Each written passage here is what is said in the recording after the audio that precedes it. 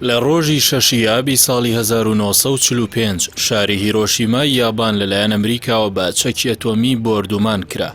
3 ڕۆژ دواتری شاری ناکازاکی بەرهەمان هێرش کەوت.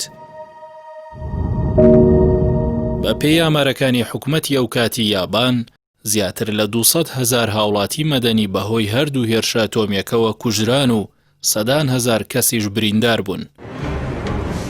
هێرشەکەی سەر هیرۆشیما لە کاتژمێر 8 و 15 خولەکی بەیانی ئەنجام درا. بۆمبی ئەتۆمی یەکەم کە بە کوڕە بچووکەکە ناسرا بوو لە بەرزی 600 مەترەوە بە فڕۆکە هەڵدرایە خوارەوە.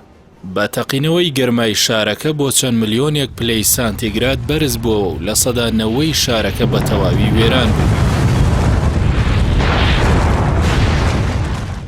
75 ساڵ بەسەر ئەو کۆمەڵکوژیەی ئەمریکا لە شاری هیرۆشیما تێپەڕ دەبێت و بەو بۆنێشەوە لە مۆنومنتی ئاشتی هیرۆشیما ڕێوڕەسمی یادکردنەوەی قوربانیانی ئەو کارەساتە ڕێکخرا.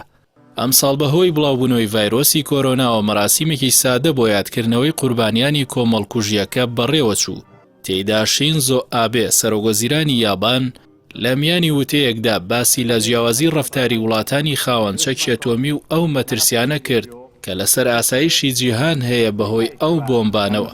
سەرۆگۆزیرانی یابان جەختی لەوە کردەوە کە وڵاتەکەی بە پێداگریەوە کار بۆ داماڵینی جیهان لە چەکی ئەتۆمی دەکات و پێویستە وڵاتان لە ڕێی گفتوگۆوە هەستی بێمتمانەی لە نێوان خۆیاندا چارەسەر بکەن. هاوکات ئانتۆنیۆ گۆتیرێس سکرتێری گشتی نەتەوە یەکگرتووەکان لە ڕێی ڤیدیۆ کۆنفرانسەوە بەشداری ڕێوڕەسمەکەی هیرۆشیمای کرد و وتی جیهان لە ئامانجی داماڵینی لە چەکی ئەتۆمی دوور کەوتووەتەوە. گۆتیرێس باسی لەوەش کرد پارچە پارچەبوون و بێمتمانەی و کەموکوڕی لە گفتوگۆکاندا هەڕەشەی کەوتنە ناو ململانەیەکی ئەتۆمی بێ ئامان لە جیهان دەکات. ساڵی 1967 پەیمانی ڕێگریکردن لە بڵاوبوونەوەی چەکە ئەتۆمیەکان واژۆ کرا. پەیمانەکە وڵاتانی جیهانی بەسەر دوو کۆمەڵەدا دابەش کرد. کۆمەڵی خاوەن چەکە ئەتۆمیەکان و ئەو وڵاتانی کە چەکی ئەتۆمیان نییە بە پێی پەیمانەکە ئەندامانی هەمیشەی ئەنجومەنی ئاسایشی نێودەوڵەتی بە فەرمی چوونە ڕیزی ئەو وڵاتانەوە کە خاوەن چەکی ئەتۆمین وەک رووسیا، ئەمریکا، چین، فەڕەنسا و بەریتانیا. تا ئێستا 188 وڵات واژۆی پابەندیان بە پەیمانەکەوە کردووە.